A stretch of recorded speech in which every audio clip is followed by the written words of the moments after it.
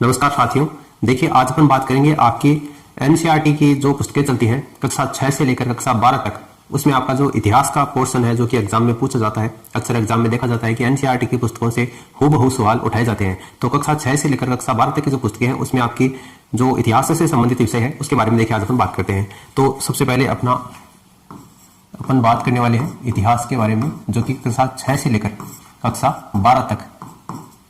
ठीक है, तो सबसे पहला जो अपना टॉपिक है वो है प्राचीन भारतीय इतिहास के स्रोत, यानी कि भारत के ऐतिहासिक स्रोतों के बारे में। तो सबसे पहले देखिए इतिहास होता क्या है, ये तो आपको पता ना। कोई भी व्यक्ति, समाज अथवा देश से संबंधित जो भी आपकी महत्वपूर्ण घटनाएं हैं या जो आपकी सार्वजनिक क्षेत्र से संबंधित हो सकती हैं, कोई तथ्य हो सकता है, उन सभी का कालक्रमिक जो अध्ययन होता है, यानी कि सीक्वेंस वाइज अपन जो अध्ययन करते हैं, क्रोनोलॉजिकल डिस्क्रिप्शन जिसको अपन बोलते हैं, उसी को अपन किस नाम से जानते हैं, इतिहास के नाम से जानते हैं। तो ये तो हो गई इतिहास की बेसिक परिभाषा।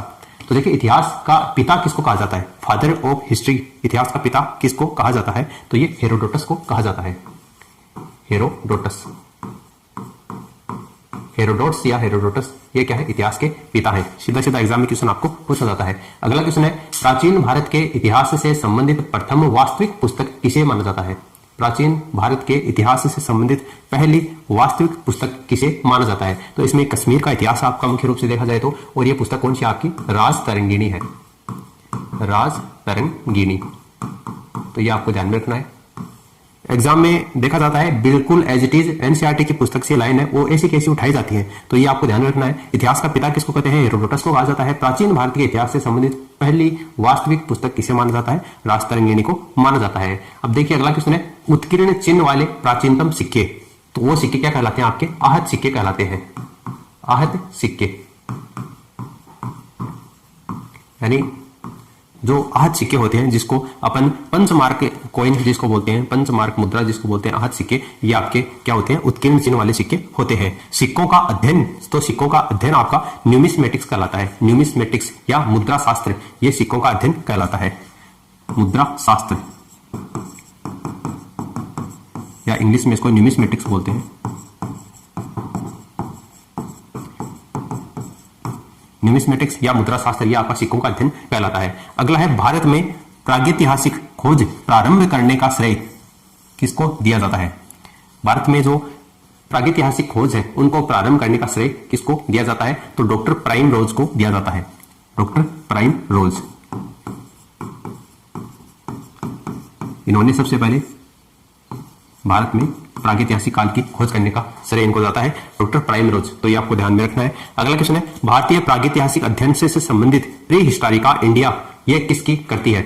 भारतीय प्रागैतिहासिक अध्ययन से संबंधित प्री हिस्टोरिका जो नाम की कृति है, प्री हिस्टोरिका इंडिया, ये कृति किसकी है, ये आपको बतानी है। तो ये कृति, ये जो रचना है, ये आपकी स्टुअर्ट पिगट की है। स्टुअर्ट पिगट, ठीक है, स्टुअर्ट पिगट की है ये रचना।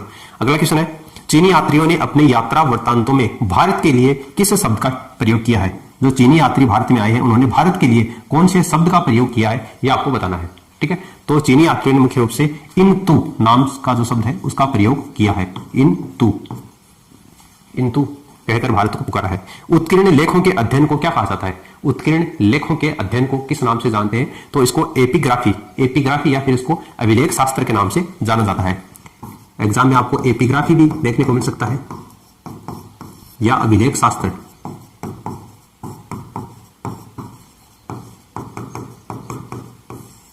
ठीक है, अब देखिए अगले क्वेश्चन की अपन बात करते हैं, इसको आप फिर से रिपीट करके देख लेना। अगला क्वेश्चन है सर्वप्रथम भारतवर्ष नाम का उल्लेख किस अभिलेख से प्राप्त हुआ है। सबसे पहले भारतवर्ष नाम का जो उल्लेख है, या यूं कहें कि भारत नाम का जो उल्लेख है वो सबसे पहले किस अभिलेख में प्राप्त होता है।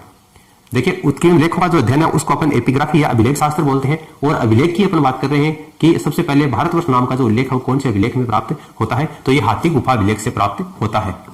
हाथी गुफा, हाथी गुफा अभिलेख सबसे पहले भारतवर्ष नाम का उल्लेख इस अभिलेख में प्राप्त होता है। अगला क्वेश्चन है प्राचीन भारत का सर्वप्रथम सुनियोजित इतिहास किसने तैयार किया था। कौन से इतिहास की बात हो रही, प्राचीन भारत के इतिहास का सबसे पहले सुनियोजित यानी व्यवस्थित रूप से किसने तैयार किया था, तो विसेंट आर्थर स्मिथ के द्वारा यह तैयार किया गया था, यानी कि V.A. स्मिथ। V.A. स्मिथ इसके द्वारा सबसे पहले प्राचीन भारत का जो इतिहास है वो सुनियोजित तरीके से तैयार किया गया था। अब देखिए इतिहास के बारे में तो आपको बताना है, इतिहास है उसको 3 भागों में डिवाइड करते हैं, क्योंकि यहाँ पर प्राचीन भारत की बात आ गई इसलिए मैं आपको बता देता हूँ। इतिहास है उसको मुख्य रूप से 3 भागों में अपन डिवाइड करते हैं। एक इतिहास आता है आपका प्रागैतिहासिक काल का, ठीक है। प्रागैतिहासिक काल में अपन मानव की उत्पत्ति से लेकर 3000 ईसा पूर्व तक का जो काल है उसको अपन शामिल करते हैं, और उसमें मुख्य रूप से जो अध्ययन का स्रोत है वो पुरातात्विक साक्ष्य मिलते हैं। पुरातात्विक साक्ष्य ही अध्ययन का एकमात्र स्रोत होता है, क्योंकि प्रागैतिहासिक काल के संबंध में कहा जाता है कि कोई भी लिखित साक्ष्य उपलब्ध नहीं होते हैं। वहीं आद्य ऐतिहासिक काल की बात करें, यानी कि प्रोटो हिस्टोरिक काल, आद्य ऐतिहासिक काल के अंतर्गत 3000 ईसा पूर्व से लेकर आपका 600 ईसा पूर्व तक का जो काल है वो आपका आद्य ऐतिहासिक काल के अंतर्गत आता है। आद्य ऐतिहासिक काल के लिखित साक्ष्य तो मौजूद है, लेकिन वो अपठनीय है। जो आपकी सिंधु घाटी सभ्यता है वो इसी आद्य ऐतिहासिक काल के अंतर्गत आती है। और आपका ऐतिहासिक काल आता है, उसमें आपके 600 ईसा पूर्व से लेकर आपका आगे यानी वर्तमान तक का जो समय है 600 ईसा पूर्व से, वो आपका ऐतिहासिक काल के अंतर्गत यानी कि हिस्टोरिक पीरियड के अंतर्गत आता है, जिसमें आपके पुरातात्विक साक्ष्य मौजूद भी है, साहित्यिक स्रोत भी मौजूद है और उनको लिखा भी गया है और वो अपन पढ़ भी सकते हैं, तो वो ऐतिहासिक काल के अंतर्गत आता है। तो ये चीजें आपको बेसिक बातें हैं जो कि पता होनी चाहिए। अगला क्वेश्चन है, प्राचीन भारतीय इतिहास को जानने के लिए किन स्रोतों का प्रयोग किया जाता है? प्राचीन भारतीय इतिहास को जानने के लिए किन स्रोतों का प्रयोग किया जाता है? तो इसमें मुख्य रूप से आपके धार्मिक ग्रंथ भी आते हैं, इसमें ऐतिहासिक ग्रंथ भी आते हैं, पुरातात्विक साक्ष्य भी आते हैं, और जो विदेशी विवरण है यानी मुख्य रूप से जो अभी अपने बात की थी चीनी यात्रियों के द्वारा इंतु शब्द का प्रयोग किया गया है भारत के लिए, यानी कि और भी कई विदेशी यात्री हैं जो कि भारत में आए हैं और उन्होंने भारत की जो सांस्कृतिक धार्मिक जो सामाजिक व्यवस्था है प्रशासन है उसके बारे में लिखा है। मुख्य रूप से आप देख सकते हैं मोरक्को का जो यात्री था इब्न बतूता, उन्होंने रेहला पुस्तक यानी कि जो सफरनामा पुस्तक है उसमें जो मोहम्मद बिन तुगलक की जो योजनाएं हैं उनके बारे में और भारत की प्रशासनिक व्यवस्था के बारे में लिखा है। तो उसमें मुख्य रूप से आपका कौन कौन से आते हैं? धार्मिक ग्रंथ आते हैं, धार्मिक ग्रंथ।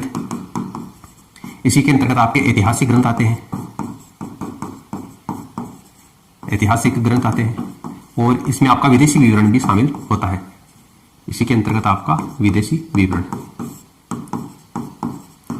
यानी कि कहने का तात्पर्य है धार्मिक ग्रंथ है, ऐतिहासिक ग्रंथ है, पुरातात्विक साक्ष्य है, विदेशी विवरण है, इनसे प्राचीन भारतीय इतिहास के बारे में ये पता चलता है। तो ये चीज आपको ध्यान में रखनी है। पौराणिक मान्यता के अनुसार भारत के जो प्राचीनतम राजा है ये कौन थे? पौराणिक मान्यता के अनुसार भारत के जो प्राचीनतम राजा है ये कौन थे? तो ये थे मनु। मनु का नाम आपने सुना होगा, वेस्वस्त मनु के नाम से उसको जाना जाता है, वेस्वस्त मनु, या इसको मनु के नाम से भी आप याद रख सकते हैं, ठीक है, मनु, वेस्वस्त मनु। अगला क्वेश्चन है, ब्राह्मी लिपि को सर्वप्रथम किस विद्वान ने पढ़ा था? देखिए ब्राह्मी लिपि होती है आपकी बाएं से दाएं लिखी जाती है, एक होती है आपकी खरोष्टी लिपि। तो खरोष्टी जो लिपि होती है वो आपकी दाएं से बाएं लिखी जाती है, यानी कि इसको आप याद रखते हैं बै से ब्राह्मी, तो बै से बाएं, तो बाएं से दाएं लिखी जाती है वो आपकी ब्राह्मी लिपि होती है, और खरोष्टी लिपि इसकी बिल्कुल विपरीत होती है, ये आपकी दाएं से बाएं लिखी जाती है। तो ब्राह्मी लिपि को सबसे पहले किस विद्वान ने पढ़ा था ये आपको बताना है। तो सबसे पहले विद्वान था, उसका नाम आपको बताना है, और सन मैं आपको बता देता हूं 1837 ईस्वी में उसने पढ़ा था, और उसका नाम था जेम्स प्रिंसेप। तो जेम्स प्रिंसेप नाम के व्यक्ति ने 1837 में, जेम्स प्रिंसेप, इसने सबसे पहले ब्राह्मी लिपि को पढ़ने का या विकुटन करने का कार्य भी किया था।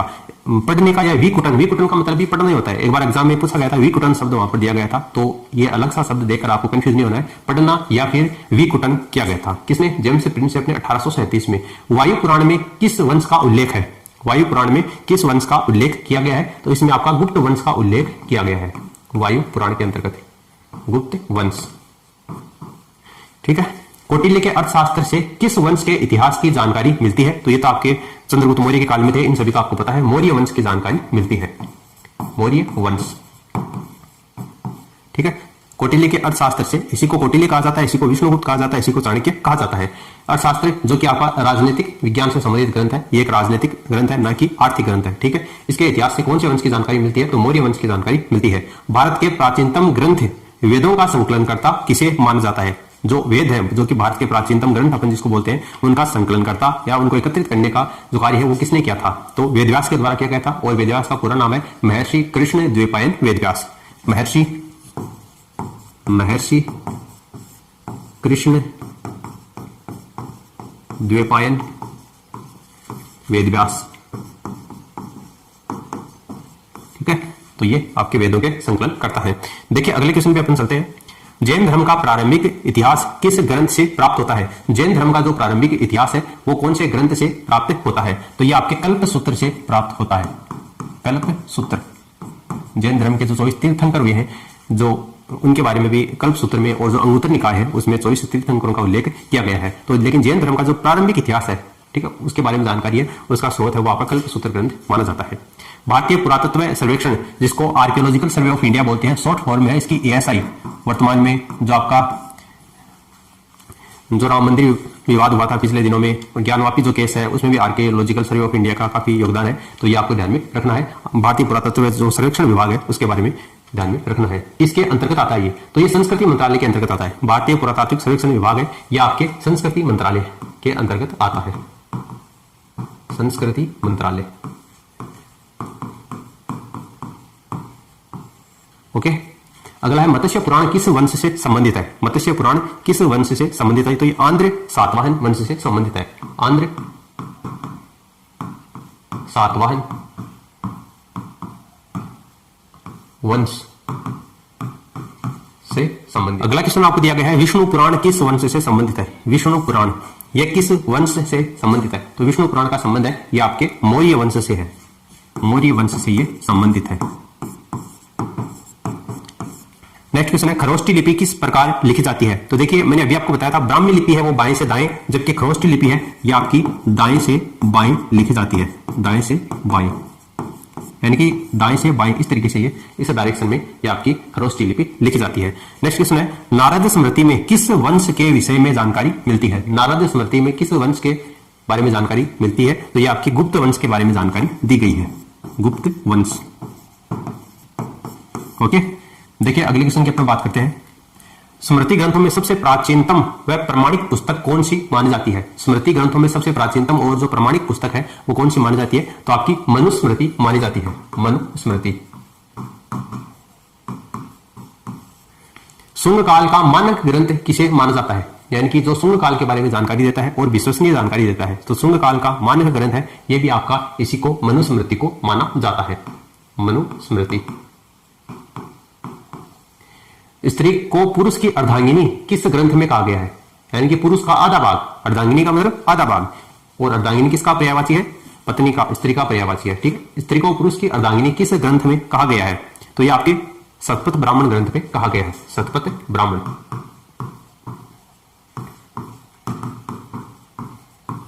शतपथ ब्राह्मण में। तो फटाफट कमेंट करके यह भी बता दो कि गाय के लिए अघन्य शब्द का प्रयोग किसमें किया गया है? गाय के लिए अघन्य शब्द, अघन्य का मतलब है न मारने योग्य, तो उसका प्रयोग कौन से ग्रंथ में किया गया है? फटाफट आपको कमेंट करके नीचे बताना है। अगला क्वेश्चन है, महाभारत का प्रारंभिक उल्लेख आशोलायन ग्रह सूत्र में मिलता है। महाभारत का जो प्रारंभिक उल्लेख है यह आपका आशोलायन ग्रह सूत्र में मिलता है। और महाभारत में जो स्टार्टिंग में कितने श्लोक थे? तो ये आपके 8800 श्लोक थे। महाभारत में स्टार्टिंग में अगर आपको श्लोक पूछे तो 2820 यानी कि 8800 श्लोक थे। और स्टार्टिंग में महाभारत का जो नाम था यह आपका क्या था? जय संहिता। जय संहिता, यह महाभारत का स्टार्टिंग में नाम था। 8000 श्लोक स्टार्टिंग में थे जब इसका नाम जय संहिता था, और बाद में कुछ समय बाद में श्लोकों की जो संख्या है वो बढ़कर आपकी 24000 हो गई थी। 8800 से बढ़कर 24000 श्लोक इसमें हो गए थे। और जब इसमें 24000 श्लोक हुए तो ये भारत के नाम से प्रसिद्ध हुई। कौन? यही महाभारत है, वो भारत के नाम से प्रसिद्ध हुई। और अंत में 24000 से लेकर अंत में 1,00,000 श्लोक हो गए इसमें। तो 1,00,000 श्लोक होने के बाद में इस भारत के आगे महा लग गया और इसको महाभारत कहा जाने लगा। देखो फिर से देखो, महाभारत का प्रारंभिक उल्लेख है वो कौन से सूत्र में मिलता है? तो आशोलायन ग्रह सूत्र में मिलता है। स्टार्टिंग में महाभारत में कितने श्लोक थे? 8800 श्लोक थे। हर एक बिंदु में क्वेश्चन ध्यान में रखना, एग्जाम में पूछा जाता है। स्टार्टिंग में महाभारत में श्लोकों की संख्या कितनी थी? 8800 थी। और इसका नाम उस समय क्या था? जय संहिता था। कुछ समय बाद में श्लोकों की संख्या बढ़कर कितनी हो गई? 24000 हो गई और यह भारत के नाम से प्रसिद्ध हुआ। और अंत में श्लोकों की संख्या बढ़कर 1,00,000 हो गई और इसको सत्य सहस्री संहिता या महाभारत के नाम से पुकारा जाने लगा। ठीक है, तो ये चीजें हैं महाभारत के बारे में। ये जय संहिता वाला क्वेश्चन कई बार एग्जाम में पूछा जाता है और 8800 श्लोक वाला क्वेश्चन भी आपको ध्यान में रखना है। अगला है, पुरालेख विद्या से क्या अभिप्राय है? पुरालेख विद्या से क्या मतलब है? पुरालेख विद्या किसको कहते हैं? तो या पुरालेख विद्या में किसका अध्ययन किया जाता है? तो पुरालेख विद्या के अंतर्गत अपन शिलालेखों का अध्ययन करते हैं। पुरालेख विद्या से क्या अभिप्राय है? शिलालेखों का अध्ययन है। शिलालेखों का अध्ययन,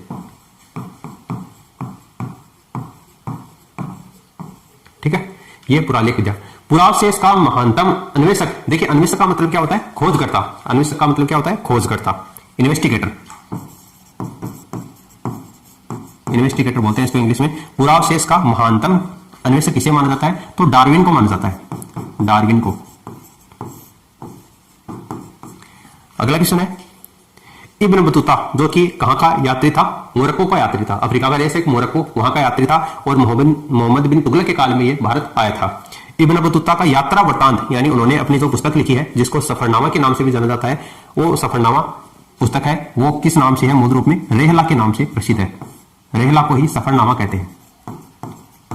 यानी कि मोहम्मद बिन तुगलक के काल में ये भारत आता है और मोहम्मद बिन तुगलक इसको दिल्ली का काजी नियुक्त करता है और चीन के अंतर्गत इसको राजदूत बनाकर भेजता है। लेकिन ये चीन ना जाकर बाद में नीचे मालदीव की तरफ चला जाता है और मालदीव का जो सुल्तान है वो भी इस इब्न बतूता को मालदीव का काजी नियुक्त करता है। तो कुछ समय के लिए ये मालदीव में रहता है, उसके बाद में ये अपने देश मोरक्को चला जाता है और मोरक्को जाने के बाद में मोरक्को में रहकर ही इसने रेहला नाम की पुस्तक की रचना की थी, जिसमें भारत की प्रशासनिक व्यवस्था के बारे में, मोहम्मद बिन तुगलक की योजनाओं के बारे में इन्होंने लिखा है, जो कि एक देखा जाए तो सही तरीके से इन्होंने सटीक वर्णन किया है। सही तरीके से अपन इसलिए कह सकते हैं क्योंकि वहां पर इसको किसी भी शासक का डर नहीं था, प्रेशर नहीं था, क्योंकि वो अपने देश में बैठकर ये बातें लिख रहा था। तो ये अपन कह सकते हैं कि ऑथेंटिक बातें इन्होंने लिखी। अगला है, हेनशांग ने किस विश्वविद्यालय से बौद्ध धर्म का अध्ययन किया था। हेनशांग ने कौन से विश्वविद्यालय से, तो ये नालंदा विश्वविद्यालय से इन्होंने अध्ययन किया था। नालंदा विश्वविद्यालय।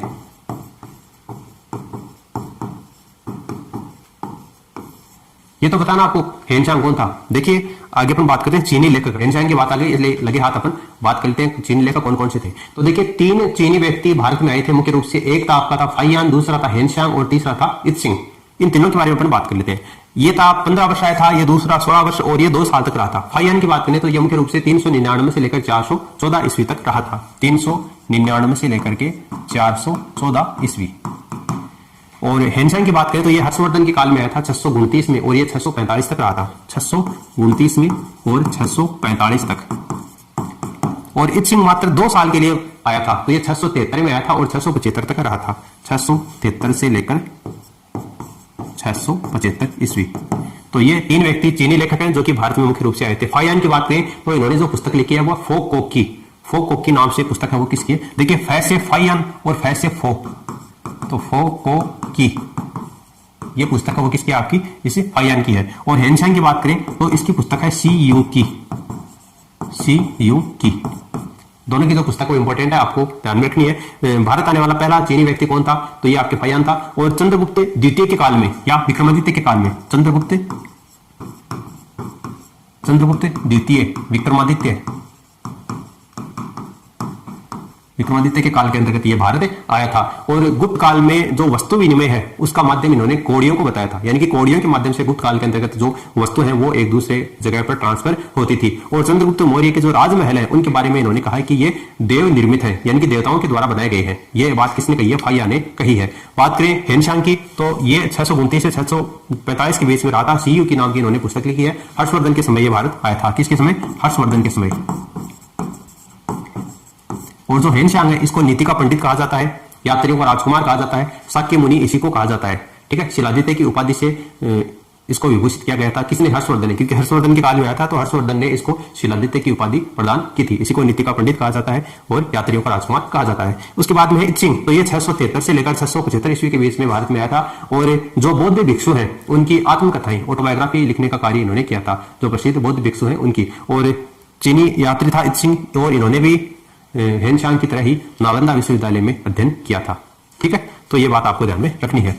अब देखिए चीनी लेखक की बात आ गई इसलिए अपने इसकी बात कर ली। अब देखिए आगे बढ़ चलते हैं।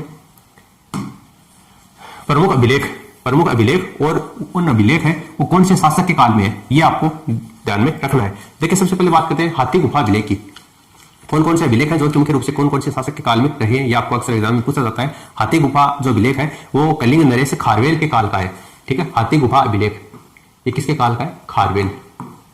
अपन पढ़ते हैं ना, खारवेल का हाथी गुफा अभिलेख है ना। ये कौन से शासक था, कलिंग नरेश का, कलिंग का शासक था, कलिंग शासक या कलिंग का नरेश। और इसका अभिलेख कौन सा था, आपका हाथी गुफा अभिलेख। दूसरा है एहोल अभिलेख। तो एहोल अभिलेख किसका है, पुलकेशिन द्वितीय का है। एहोल अभिलेख किसका है, पुलकेशिन द्वितीय का, पुलकेशिन द्वितीय। पुलकेशिन द्वितीय का कौन सा है? एहोल अभिलेख है। नासिक अभिलेख, तो नासिक अभिलेख आपका गौतमी बलश्री का, नासिक अभिलेख है गौतमी बलश्री।